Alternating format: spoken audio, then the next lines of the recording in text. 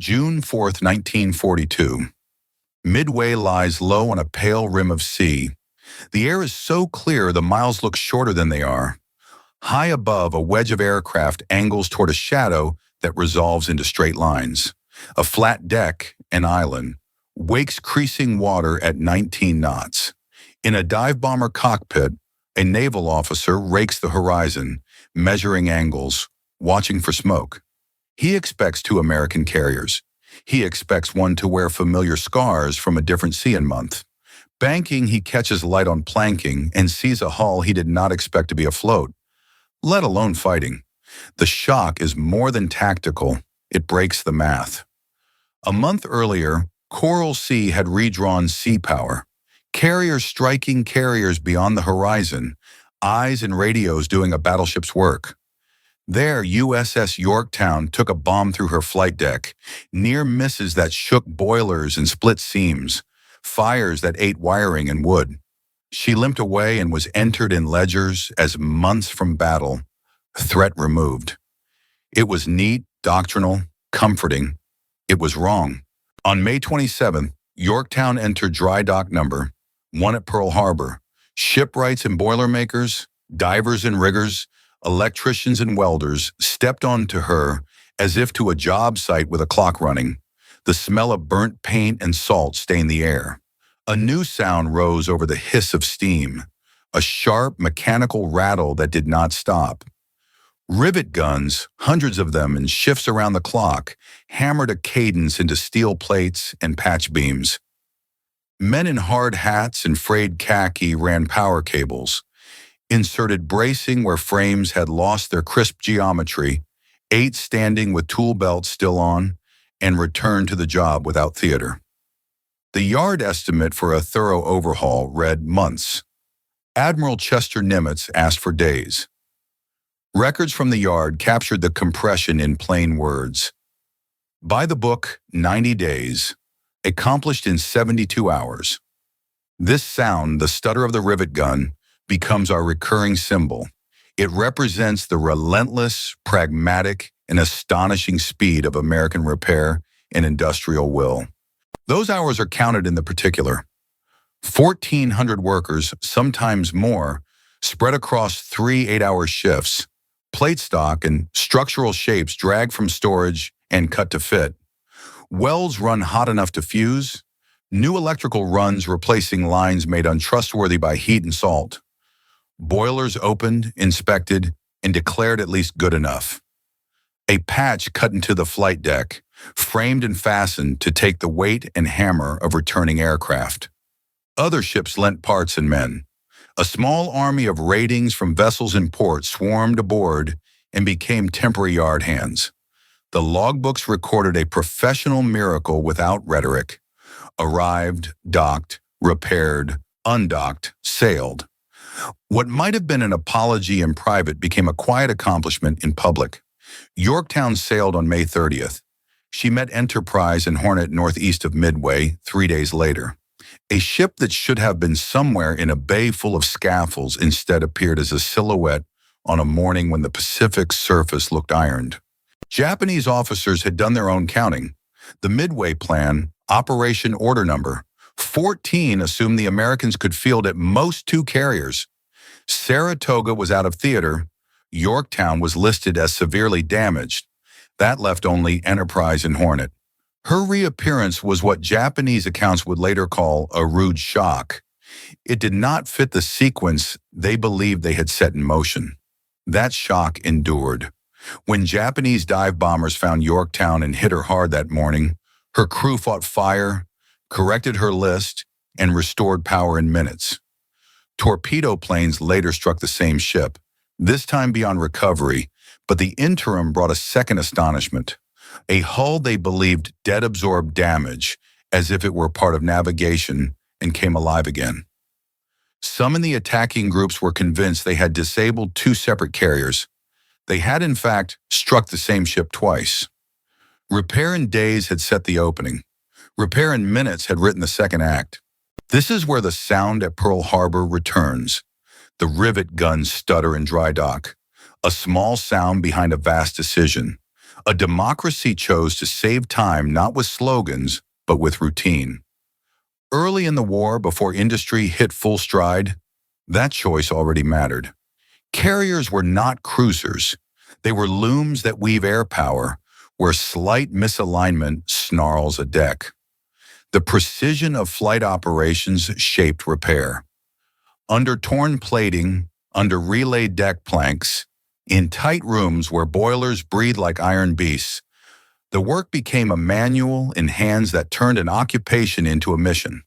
To Japanese officers and engineers, Yorktown's reappearance was no insult to training. It was an encounter with a system.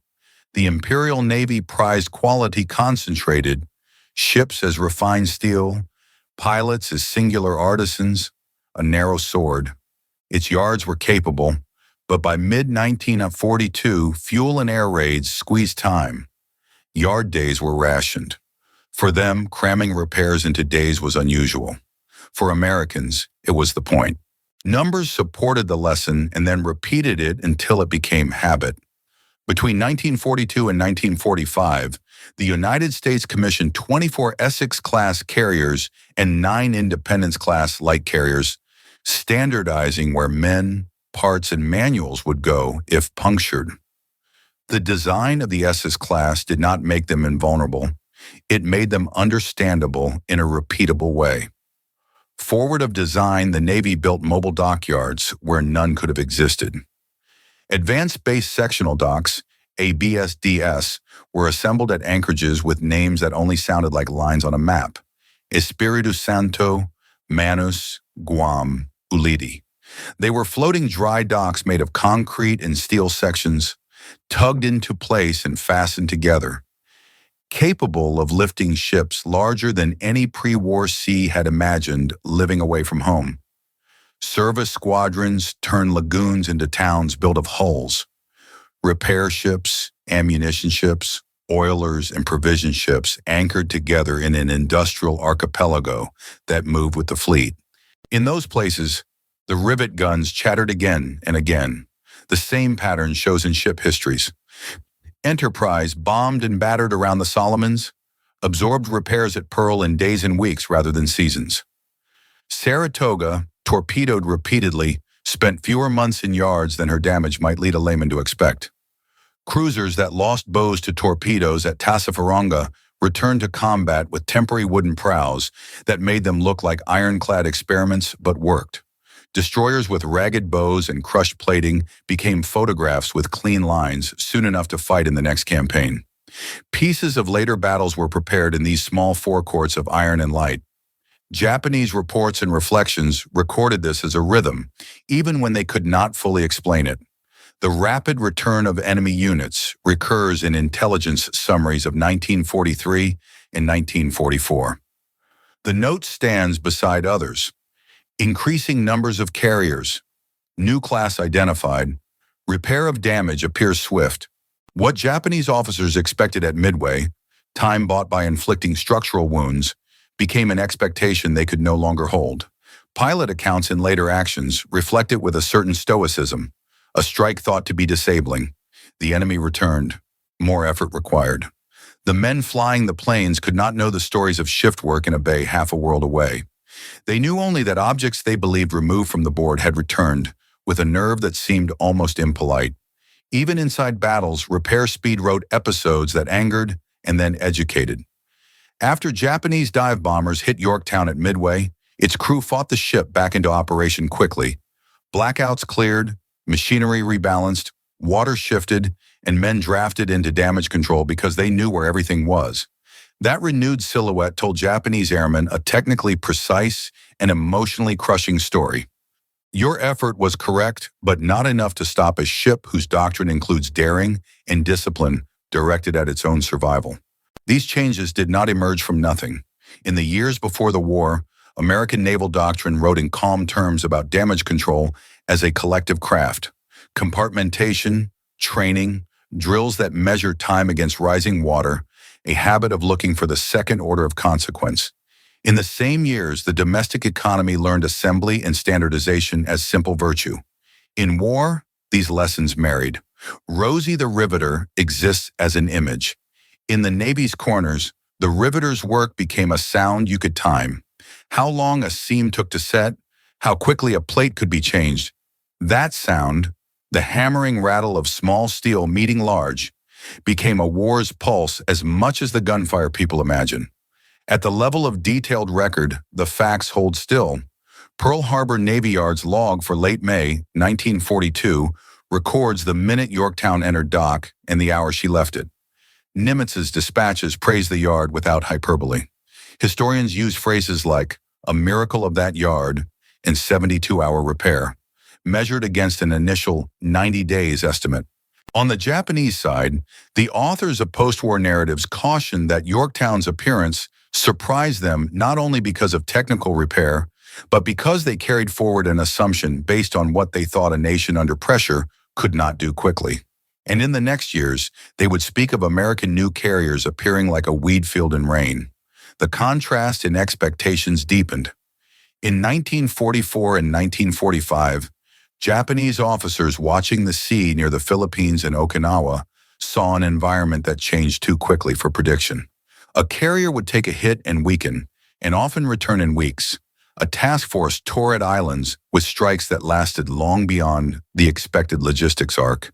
An anchorage at Ulithi would fill with ships like a fair on Saturday afternoon and empty again with an army's precision. The speed of repair and resupply made annihilation feel inadequate. The rivet gun's short shock spoke back with arithmetic. That damage is a day, perhaps a week. It is not the absence of the enemy. The rivet gun justly bears its profound symbolic weight. Its staccato evolved, insistence at Pearl Harbor's yard, May midnight, improvisation at Espiritu Santo's dock, 6 months later, and a finale at Mare Island's dry docks, 3 years on. This rattle woven into history reveals how democracies wage war. Repair work is distributed among many hands, requiring continuous effort, not constant re-inspiration. It relies on fundamental trust, reliable pay, available parts when needed, and judging leaders by completed work, not report elegance. Japanese officers, lamenting America's rapid carrier repairs, unknowingly described this very fact. Accustomed to craftsmanship and limited production, they were outmaneuvered by a culture of exact repetition, optimizing time between crises. This pragmatic method extended to smaller scales. Spare engines crated, routine damage control drills, and pairing yard workers with sailors to prevent handover delays from jargon. This continuity ensured ships departed with functional, if unglittering, patched decks. Ideology shifted. Japan's decisive battle faith yielded to America's disciplined abundance. Abundance isn't mere wealth. It's rapid execution, ideas to steel, paper to plate, signature to rivet, swiftly. Japanese officers missed the core, industrial democracy turning minutes into ship strength. Rivet guns weaponized, shortening repair readiness. Epilogue lay in routines. Yard bells, lunch pails, a rivet gun maintained at 3 a.m., back in 6 minutes. Ships swiftly built, repaired unceremoniously. A month later, enemy pilots faced the same ship. Recalculation revealed superior tools. Their written shock memorialized ordinary busy yard noise as faithfully as music.